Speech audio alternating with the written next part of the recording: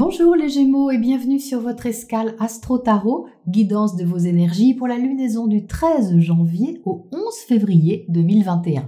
La nouvelle lune du 13 janvier en Capricorne vous invite à prendre une nouvelle impulsion dans le secteur des changements, avec une connotation intense puisqu'elle est conjointe à Pluton, planète de la transformation, de la mort pour la renaissance. Vous êtes donc invité à effectuer un changement de fond, les Gémeaux, qui peut être extérieur mais aussi intérieur. Tout ce qui est intime, caché, psychologique est également concerné par cet aspect pour vous. Le sextile à Neptune invite à guérir quelque chose, à lâcher prise aussi sur tout ce qui a une forme de pouvoir sur vous, afin de vous donner l'occasion de justement renaître à autre chose plus librement. C'est Saturne qui maîtrise cette lunaison. Saturne, c'est la planète de la discipline, de la rigueur. Et bonne nouvelle, il est en harmonie avec vous. Il est accompagné par Jupiter, planète de l'expansion.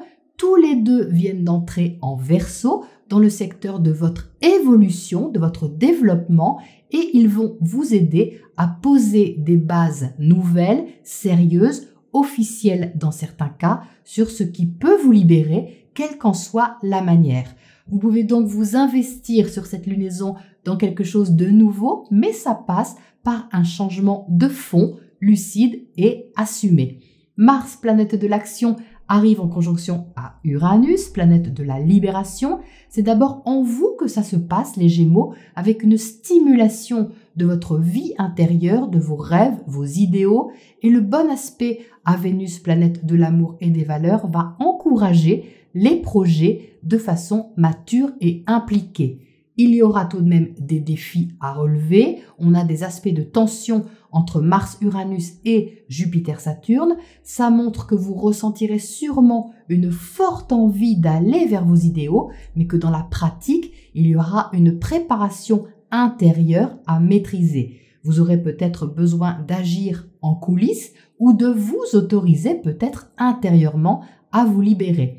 Tout ne se passe pas toujours à l'extérieur, donc que ce soit vécu de façon extérieure ou plus psychologique, intime ou cachée, le virage est important.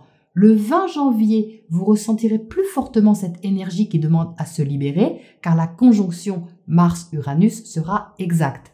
À partir de cette date, vous aurez d'ailleurs 4 planètes en soutien avec vous, Jupiter et Saturne en toile de fond, Mercure déjà sur place pour vous aider à voir plus loin, à élargir votre façon de penser, et le Soleil qui entrera alors dans ce secteur de l'expansion pour vous.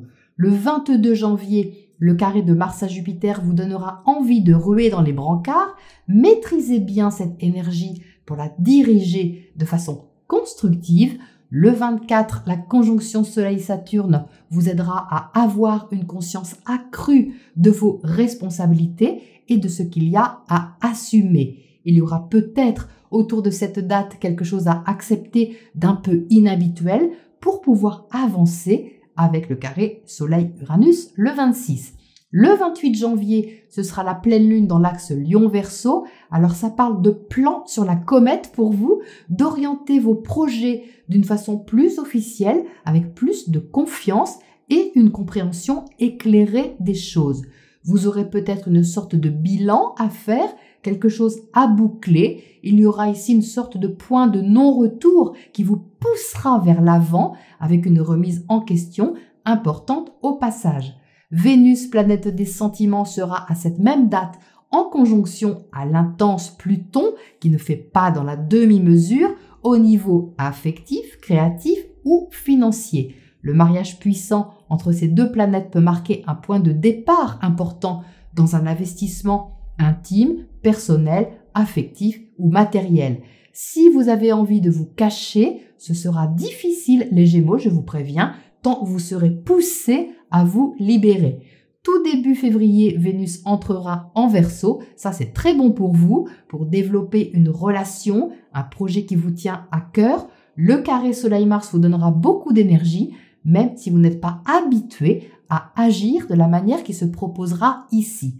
Mercure commencera alors sa rétrogradation. C'est toujours un moment important pour vous puisque Mercure, c'est votre planète maîtresse. Donc la rétrogradation, c'est une marche arrière symbolique vous invitant à revoir vos principes, vos grandes théories pour vous éclairer d'une autre manière. Entre le 5 et le 11 février, il y aura justement une occasion de le faire. Vous serez encouragé à être souple d'esprit pour élargir votre angle de vue. Vos sentiments seront assumés, déterminés, mais quelque chose ne sera pas comme avant. Peut-être qu'il y aura ici un renouveau à développer qui vous fera un peu cogiter. Alors ne vous inquiétez pas les Gémeaux, c'est normal, c'est la mission de Mercure quand il est rétrograde et ça peut donner un renouvellement tout à fait positif si vous utilisez cette énergie à votre avantage. En bref, ça va remuer et sans nul doute, les choses vont avancer même à l'intérieur de vous. C'est donc l'occasion d'une évolution importante et une invitation à voir les choses de façon plus large, plus libérée, pour voir comment vous pouvez vous diriger vers vos idéaux. Voilà pour l'ambiance astro et on regarde ce que les tarots ajoutent sur cette météo pour vous. Alors, qu'est-ce qu'on a pour vous les Gémeaux? Eh bien, joli virage, la fin d'une façon d'agir et une nouvelle façon de penser. Comment ça se décline tout ça? Eh bien, vous entrez sur ce cycle avec le 8 de Pentacle. Donc, c'est une énergie assez sérieuse. Il y a un effort soutenu, au moins dans votre état d'esprit, envers quelque chose, envers un but qui demande de la persévérance, qui demande de la patience, que ce soit envers un projet que vous avez, une relation que vous visez ou quelque chose en tout cas qui vous stimule. Vous savez qu'il faut du temps pour que cela se place.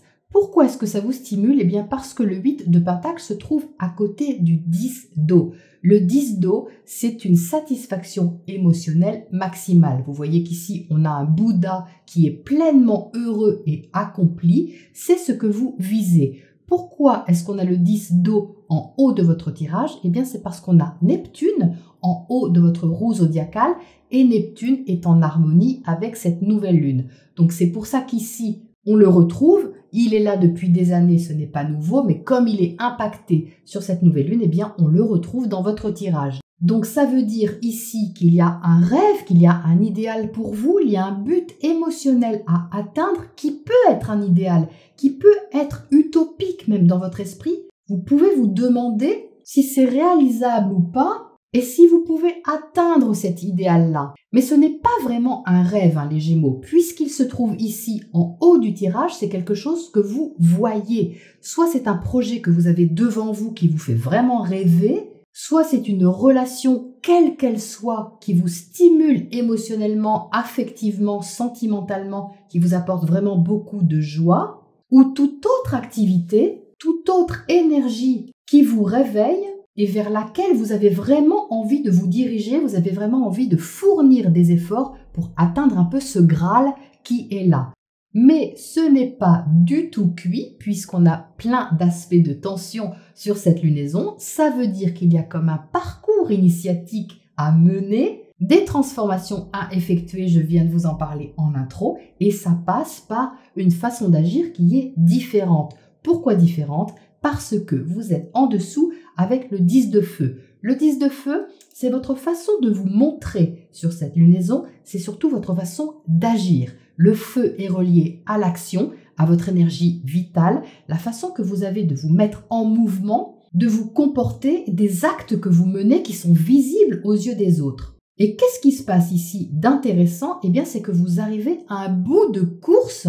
Avec le 10 de feu, vous finissez un cycle, vous faites une sorte de bilan, comme je vous l'ai dit en intro, parce que vos actions demandent à se libérer et comme je viens de vous le dire, quelque chose ne peut pas être comme avant. C'est-à-dire que votre façon de faire ne peut pas être comme avant pour pouvoir atteindre ce qui est là. Et ça, c'est très intéressant puisque ça va chambouler aussi votre façon de penser. Ça va venir vous travailler un petit peu sur vos principes intérieurs et c'est très positif parce que justement, ça va vous inviter à dépasser ça. Vous voyez que vous êtes au centre avec le 8 d'air. Le 8 d'air est au-dessus du 7 d'air. Ça veut dire que ce qui se passe en vous au niveau mental, je parle bien mental, au niveau intellectuel, est à dépasser et ne doit pas vous laisser enfermer dans quelque chose que vous avez l'habitude de tourner en boucle. Parce que ça, ce serait le côté sombre, évidemment, de cette énergie. De vous laisser aspirer vers le bas, vers la sensation que vous ne pourrez jamais atteindre ça ou jamais réussir à faire ça ou avoir cette relation, cette position, cette activité, peu importe, mais à atteindre vraiment ce qui vous nourrit émotionnellement, parce qu'ici, le 7 d'air vous met au défi au niveau de ce que vous pensez. Mais c'est ce que vous pensez de vous, les Gémeaux. Ce n'est pas ce que vous pensez de quelqu'un ou de quelque chose à l'extérieur. C'est dans votre socle ici. Ça parle de vos structures passées. Ça parle de votre façon de raisonner ou d'aborder des thématiques d'une façon qui vous est familière, mais qui, sur ce cycle-là, ne vous convient pas. Parce que ça va vous inquiéter si vous restez dans cette énergie-là. Et vous voyez que cette énergie, elle monte comme ça, c'est-à-dire que si vous acceptez cette remise en question que cette lunaison propose, eh bien vous allez pouvoir vous élever au-dessus de vos pensées limitantes pour aller justement vers ce Bouddha ici. Donc c'est vraiment un travail, je pense, plus psychologique que matériel, même si on a quand même une énergie terre-à-terre et concrète, puisqu'avec le 8 de Pentacle, il se passe quelque chose de concret. Mais c'est quelque chose de concret qui vous fait travailler sur vous et sur vos croyances. Donc, que cela ne vous inquiète pas, les Gémeaux. Je vous l'ai dit, Mercure en rétrogradation vous travaille un petit peu plus que les autres signes parce que c'est votre planète, mais vous avez de quoi dépasser ça de très belle manière. Je vais y venir. Le 8 de feu qui est là, vous voyez, indique lui une accélération des choses. Ça veut dire que vous allez être très stimulé, je pense, par quelque chose. Les communications sont aussi plus vives, les compréhensions vont aussi s'accélérer. Et ça va vous inviter à transmuter justement ce qui était un peu sclérosant pour vous. En fait, vous n'allez pas pouvoir, à mon avis, vous retenir d'avancer. C'est vraiment très stimulant ici, mais avancer d'une nouvelle manière et avancer d'une manière plus éclairée. Parce que ici, vous avez l'as d'air. Et l'as d'air, c'est la clarté d'esprit. C'est justement une nouvelle façon de penser. Vous voyez qu'avec l'as, on est dans quelque chose qui est nouveau. C'est le début de quelque chose. Et c'est le début de quelque chose qui est libérateur, justement. On a ici quelque chose qui soulage, soit par le biais d'un conseil, soit par le biais de quelque chose qui s'officialise, qui élargit vraiment votre horizon et qui, quelque part, vous rassure parce que vous sentez que c'est juste à l'intérieur de vous. On a ici le hiérophante, c'est le pape dans le tarot traditionnel, et placé ici, vous allez sentir quand même un soutien important pour dépasser quelque chose. Et ça confirme justement la position favorable de Jupiter et Saturne qui entrent dans votre secteur de l'expansion. Ça passe, vous voyez, par l'expansion de votre état d'esprit en vous invitant justement à aller plus loin, mais surtout à accepter le renouveau, à accepter de vous renouveler, de sortir de votre zone de confort peut-être, mais pour vraiment évoluer de très belle manière. Parce qu'ici, vous avez deux as, l'as d'épée d'une part, l'as d'air, qui est intellectuel, mental, donc là, qui correspond bien à votre énergie d'air, et au-dessus, on a l'as de coupe. Donc ça, c'est magnifique, puisque l'as de coupe, c'est une nouvelle façon d'ouvrir votre cœur au sens large, c'est-à-dire que votre sensibilité peut être impactée d'une nouvelle manière, que votre créativité peut être aussi reboostée d'une nouvelle manière et que votre secteur relationnel au sens large peut être abordé avec une ouverture différente et nouvelle. Mais ça passe par votre co-création, les Gémeaux, ça passe par votre participation à ça,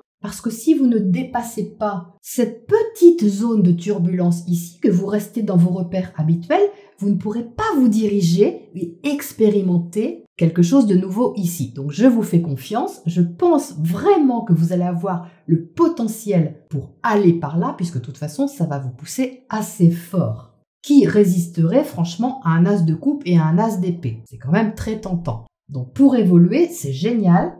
Et je dirais même plus, c'est que pour atteindre l'idéal, il faut commencer par le début. Vous voyez qu'ici, c'est la complétude totale, c'est le but qui est visé au final, mais pour atteindre ce but final, il faut commencer par le commencement, c'est-à-dire cet as d'eau, une invitation à vous ouvrir différemment, et avec un tout nouvel état d'esprit. C'est superbe. Donc ça peut venir de l'autre, hein, bien sûr, puisque l'as d'air est dans votre secteur relationnel. Ça peut être soit quelqu'un en particulier qui vous est cher, soit quelqu'un avec qui vous êtes proche, un partenaire, un associé, ou toute autre personne avec qui vous êtes en étroite, on va dire, collaboration, alliance. Mais on a vraiment ici quelque chose qui s'ouvre, qui est très prometteur, puisque c'est tout nouveau, ça s'ouvre. Et ce n'est plus comme avant, c'est différent. Ces deux cartes côte à côte peuvent vous déstabiliser parce que vous avez été habitué certainement à agir pendant des mois ou même des années d'une certaine manière.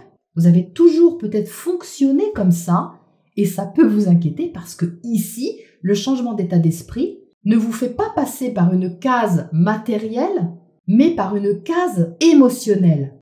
Donc c'est vraiment un défi, mais c'est un défi que clairement vous allez pouvoir relever avec une certaine facilité tout de même, vu que vous êtes un signe adaptable et ouvert justement à tout ce qui peut être nouveau et qui suscite votre curiosité. Donc, qu'est-ce qu'on a pour commencer à côté de ce 10 de feu ici? Ça, c'est votre façon de vous montrer. Sur ce cycle lunaire, quelque chose se termine. 10 de bâton, d'accord, je ressors exactement la même carte. Donc là, c'est vraiment la fin d'un cycle. Quelque chose qui était trop lourd pour vous, vous voyez. Ce n'était pas forcément conscient, ça peut dans certains cas. Mais ici, quelque chose est beaucoup plus clair où l'autre vous renvoie un petit peu en miroir votre façon d'agir qui ne colle pas dans la situation et qu'il faut changer, qu'il faut réouvrir pour mettre le pied à l'étrier de cet as de coupe ici. Qu'est-ce qu'on a d'autre sur ce 10 de bâton quand même? On a les amoureux, donc c'est bien, c'est un choix à faire. Vous avez le choix, bien évidemment, mais vous allez voir très rapidement de vous-même que ça ne colle pas. Donc, comme vous allez être, à mon avis, mené par le choix du cœur, le choix vraiment de l'expansion, de quelque chose qui vous stimule, ça va vraiment vous aider à passer le virage. Qu'est-ce qu'on a sur ce 7 d'air ici en bas? Entre le 7 et le 8, qu'est-ce qu'on a? On a le 2 de bâton. Donc, le 2 de bâton, c'est encore une énergie de feu qui montre qu'il y a une interaction quand même avec quelqu'un. Soit vous partagez quelque chose, soit vous êtes en co-création, en collaboration avec quelqu'un. Ce n'est pas forcément amoureux, ça peut dans certains cas, mais c'est vraiment ici une rencontre avec l'autre ou les autres qui vous montre justement que vous êtes un peu à un carrefour et qu'il y a des choses en vous à déverrouiller pour pouvoir être en relation plus véridique avec l'autre, plus authentique, plus ouverte aussi. Ça parle vraiment d'ouverture ici. Et ce 2 de bâton, justement, il vous aide à reconnaître quelque chose en vous avec ce pape-là. C'est dynamisé, il y a quelque chose ici qui est stimulé et c'est pas quelque chose que vous faites seul. Il y a d'une façon ou d'une autre une stimulation extérieure à vous qui vous fait avancer, même si il y a beaucoup de choses qui vont se passer en vous, évidemment. Allez, qu'est-ce qu'on a à côté de cet as de coupe là-haut? On a le magicien, donc là, effectivement, il y a quelque chose de nouveau à créer. Vous visez ça, les Gémeaux, et vous pouvez avoir confiance puisque vous avez tous les talents pour le faire. Le magicien utilise tout son potentiel, ses qualités, pour matérialiser justement ce qu'il a dans le cœur, avec cette tasse de coupe derrière lui. Qu'est-ce qu'on a comme oracle conseil là-dessus pour terminer, les Gémeaux, pour vous? On a guerrier lumineux, guerrier de lumière, ben oui, c'est ça. Partez donc en guerre, les Gémeaux, mais pas dans le conflit, partez en guerre contre vos pensées toxiques ou tout ce qui vous retient vers le bas, vos peurs, vos croyances erronées, et redirigez votre action vers la clarté, puisqu'elle est là, la clarté, vers la lumière, vers ce qui est juste pour vous, ce qui vous tire vers le haut, ce que vous êtes capable de créer, de développer, et qui vous fait monter en vibration, qui vous apporte vraiment une belle vibration et qui est tout à fait prometteuse. Donc restez bien motivés, les Gémeaux, par ce que vous ressentez, qui est positif, et faites de cette énergie-là votre cheval de bataille pour avancer dans une direction qui vous inspire. Voilà les Gémeaux pour ce cycle lunaire et je vous retrouve très bientôt pour la prochaine escale.